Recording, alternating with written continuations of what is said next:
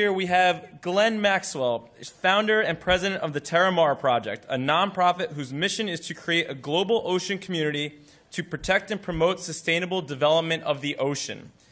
Ghislaine is easily one of the smartest, most fascinating people I've ever met. This is proven by the fact that she holds a bachelor's and master's degree from Oxford University, is a private helicopter pilot, a trained EMT, a qualified ROV, which I had to look up what that was, and a deep worker submarine pilot, in addition to being fluent in 4 languages.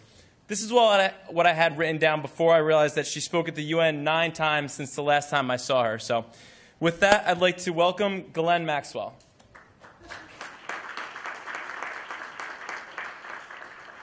Thank you. Excellent. Good afternoon. I noticed that my speech today was leveraging technology to create a global ocean community.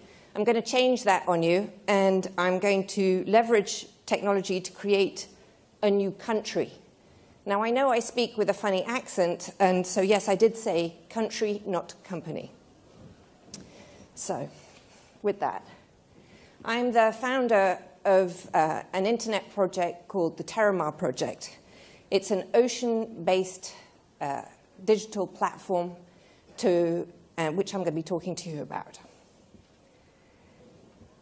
I just want to go back briefly to talk to you about why I got involved in the ocean, and because I think it's important to have history. So I started diving when I was 9, having become passionate about the ocean, watching Jacques Cousteau on TV. And it led to a lifelong exploration around the ocean that ultimately ended with me becoming a deep worker submersible pilot.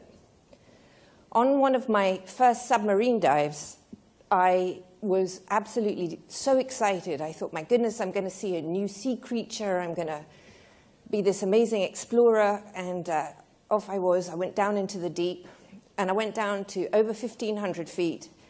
And at 1,500 feet, I switched on the lights, hoping to see a new mythical sea creature, but in fact what I saw was a plastic hanger. I was so absolutely devastated, but it was at that moment that I realized that I was really going to dedicate the rest of my life to taking an involvement with and bringing an education around the ocean.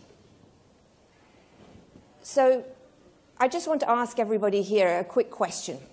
If I told you that you own something versus rent it, would you care for it more, look after it more if you owned it than if you didn't own it? Please, if you think that you'd look after something more if you owned it, raise your hands.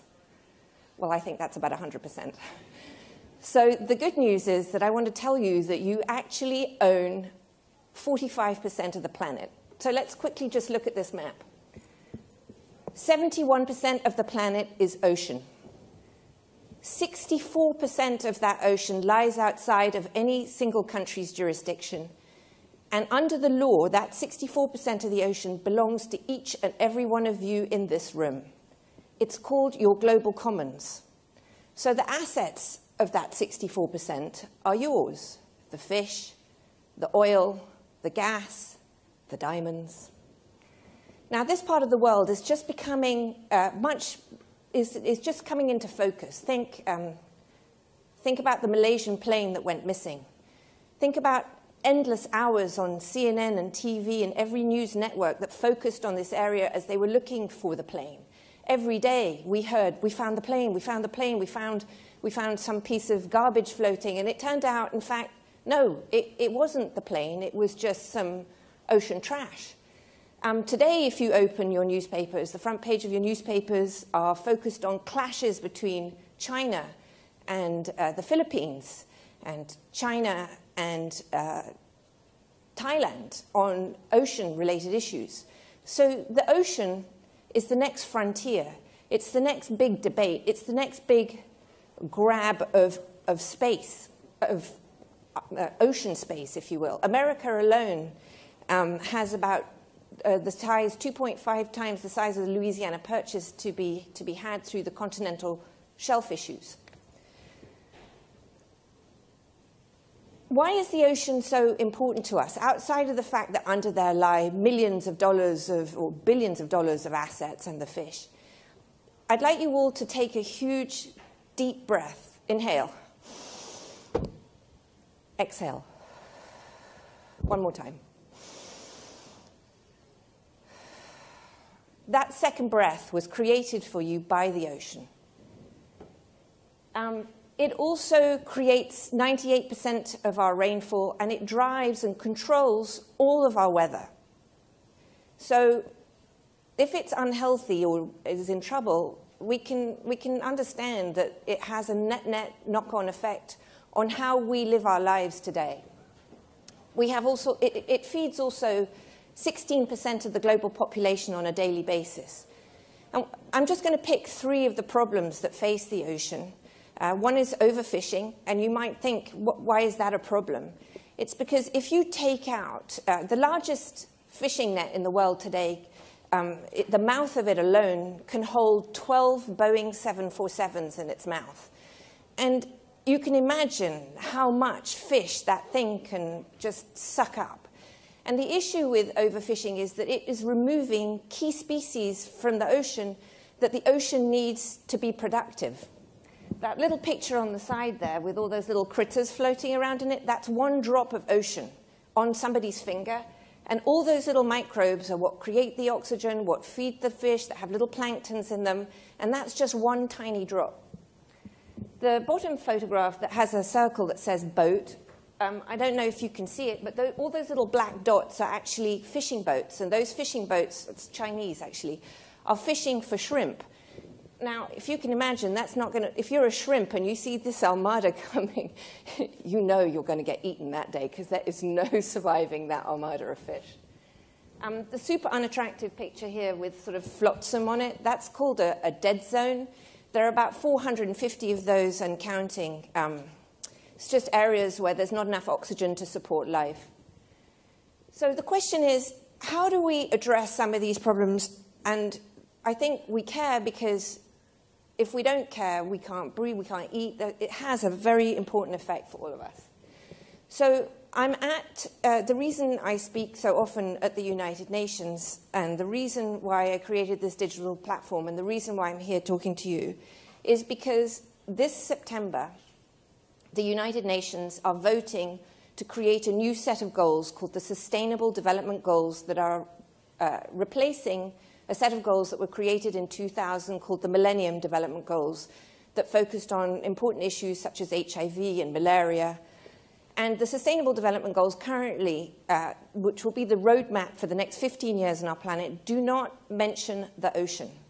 And I say to myself, how is it possible?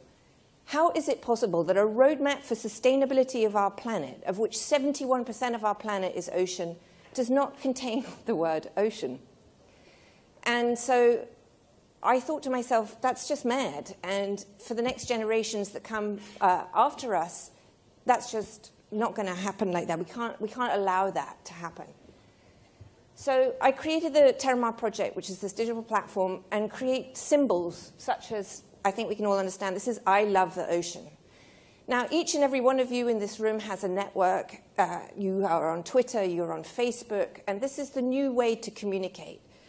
The way that we normally think about the commons is the tragedy of the commons, if we even think about it at all. But I think we have a unique and amazing opportunity today to turn what has always been known as the tragedy of the commons into the first success of the commons. And that's because of each and every one of you in this room has the power and the ability to change the way that we think about this world and our oceans and the part that you own, because you own it. It is yours, and you do have a decision to make.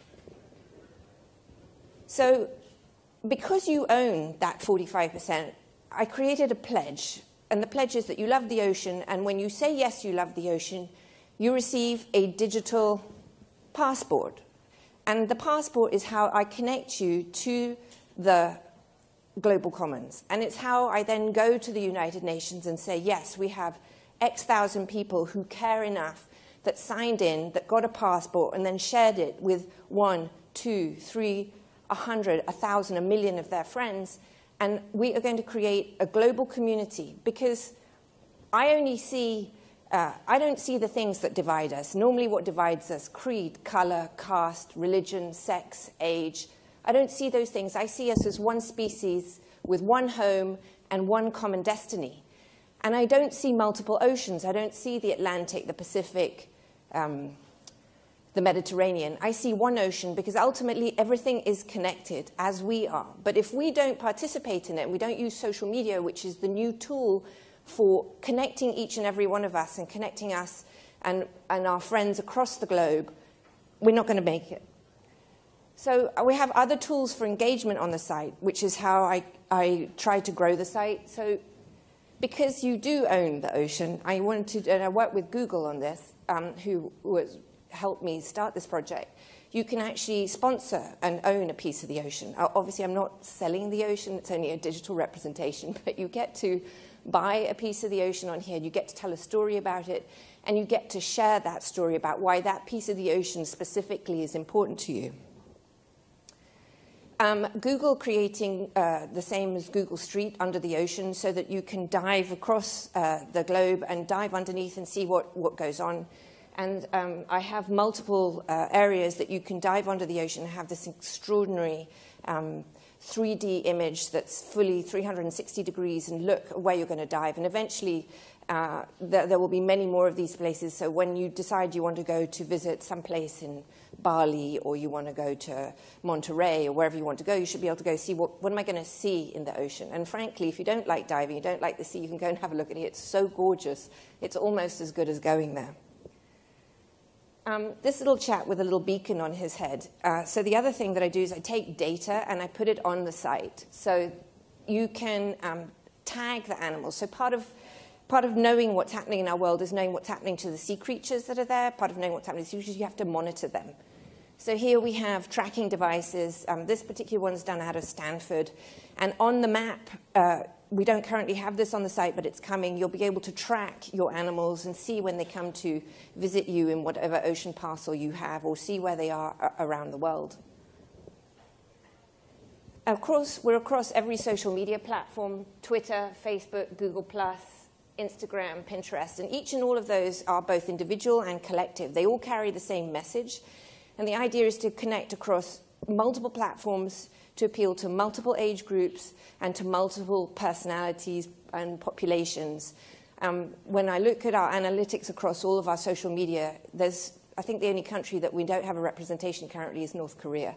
I'm working on it. We also have a daily digital newspaper called The Daily Catch, and we put that out every day with the top 5 or 6 stories from around the world, connecting all rivers, lakes, oceans, news. Because at the end of the day, what's interesting about this is whatever you're going to drop on the floor today, whatever it is, be it the plastic bag or whatever, it will ultimately end up in your ocean because it'll go to a landfill. That landfill will then leach into the water system. That water system will go into a river, and that river will discharge into the ocean. So we also have games that you can play. What sea creature are you? One of my friends was super disturbed because every time she played, she became a different creature. I said that was all her multiple personalities. Do try it. So the question is, I ask each and every one of you here today who have the power to change the world to go to the Terramar Project site, that's the terramarproject.org, sign the pledge, and share it with your friends, because to do that means that you are doing something. You are helping the ocean. You are making a difference. You are using the new tools of the social media platform that will make a change. I invite you all to do that, and I would just like to say thank you for your time, and I hope to see you on the site.